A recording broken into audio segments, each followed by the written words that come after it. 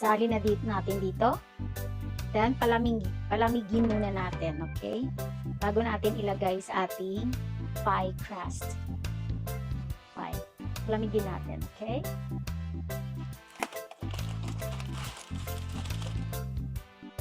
So, ito na yung pie crust na nabili ko sa store kanina. Ito yung nabili kong crust sa store kanina.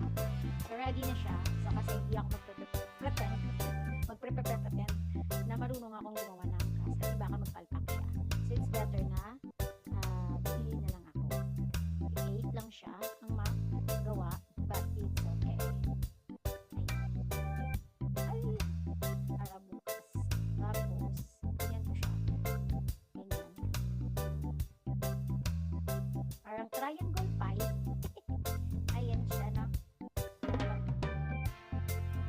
Ay, nabutas siya. Ayan daw siya. Okay ba yan? Okay. Next, tayo lang ako. Coconut oil. Kasi hindi talaga kami gumagamit ng canola oil or vegetable. Parang dami. Hindi ko?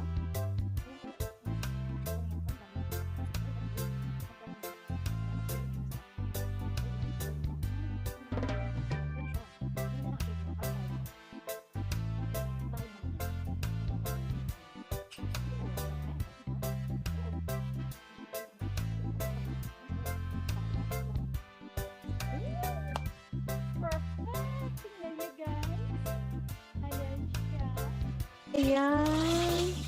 Ayan siya. Ayan, transfer natin siya dito. O, diba? Meron na tayong isa! I'm so excited! So, eto yung nasira na pag-fry ko. Tikman natin. Ang bango niya. Fairness, ang bango niya. Ayan, ang nasira siya. Sana hindi lahat. Pero okay lang yan. Masarap to with ice cream. Bibili tayo ng ice cream para dito. Sarap.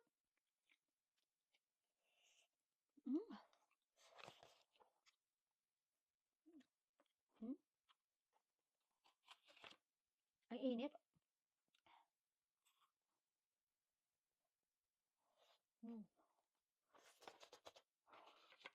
Ito talaga, very perfect. Yee!